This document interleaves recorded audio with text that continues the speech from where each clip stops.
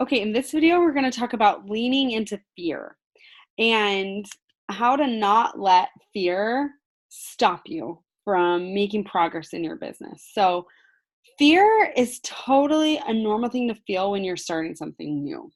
Um, so, first of all, I just want to give you the permission to relax, okay? Every moment we have two options, okay? So we can step forward into growth or step back into safety. So just like in the last video we talked about, there's no comfort in the growth zone and there's no growth in the comfort zone.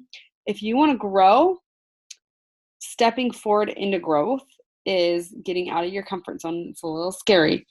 Your other option is to step back into safety and not grow, right?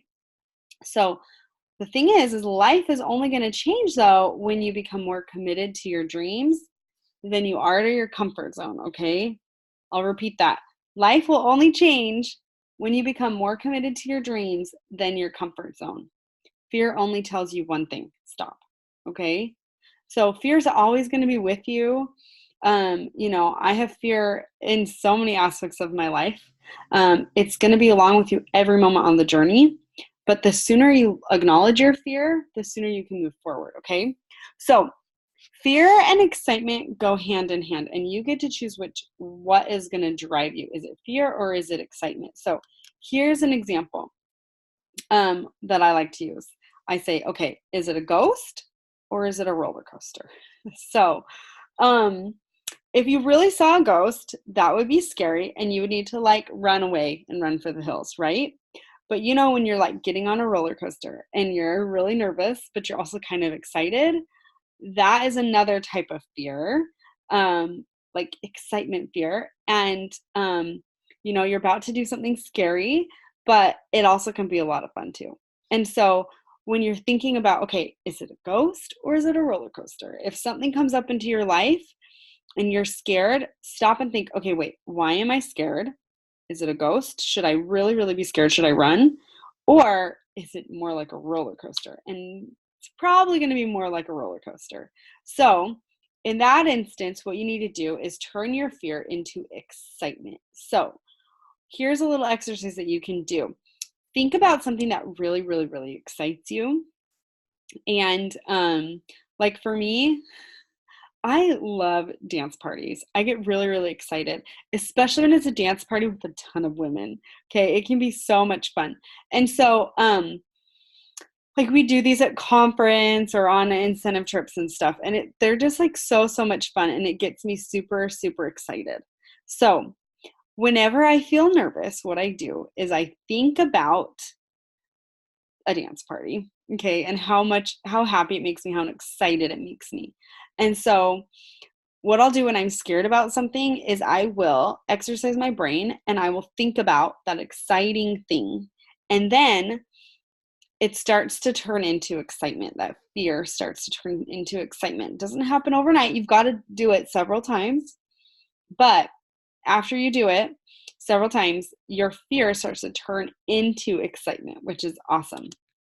Um, so remember just thinking, is it a ghost or is it a roller coaster? You can also do something. You can write a letter to your fear and kind of tell it what for. And, that way when fear comes up, you can read that letter to yourself in order to push past that fear. So it's important to learn to see failure as feedback. So train yourself to get excited when you run into a problem. Okay, so think about it like you get to solve this problem. Lean into it. Okay, you want to figure it out right away, and just don't really feel sorry for yourself. When you do this, your business starts to grow. Okay, so when you push past that failure and use your failure and fears as fuel, you're going to continually progress in your business. And then when things don't go right, remember, have that tenacity, like we talked about, the willingness to keep going and find a better way to do it. A great example is Thomas Edison. This is an awesome quote that I absolutely love from Thomas Edison. He said, "I have not failed 700 times. I have succeeded in proving that those 700 ways will not work. When I've eliminated the ways that will not work, I will find the way that will work." Okay, that's him with the light bulb. Okay, 700 times he failed. before getting it right. Many of life's failures are people who did not realize how close they were to success when they gave up, okay? So, if something doesn't challenge you, it's not going to change you, okay? Just like there's no comfort in that growth zone. If you're not uncomfortable and being challenged, you're not going to grow or be changed. But with that challenge and that growth, you've got to have determination and grit, okay? So, we can take that fear and those challenges we have, turn it into grit, and have it teach us, to set those goals, attain those goals, and kind of unfold ourselves into the future. So again, if we embrace our failed journeys, remember, your failures are what got you here. I have failed so many times. In the beginning of this business, I had no training and it was all on my own. And I tried things over and over and over again, constantly reassessing. But at the end of the day, you just have to remember to not be afraid of your fears, because they aren't there to scare you. They're there to let you know you're doing something worth doing, okay? So when you are getting ready to do something and you're feeling a little scared, think, okay, why does this scare me? And I should probably do it. I think a lot of people are really afraid to fail.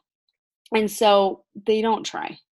And if they don't try, though, they won't go through the pain of failing. And so by not trying, though, you've kind of already failed. So if you try and you fail, you may be in the same place as you were, but you start to learn lessons and you grow along the way. So through this process, you're going to have fear come up. And one of the biggest mistakes is people compare themselves to others instead of staying in their own lane. So biggest advice to you is you might be afraid to fail, but you've already jumped in, right? You already have the guts to get started.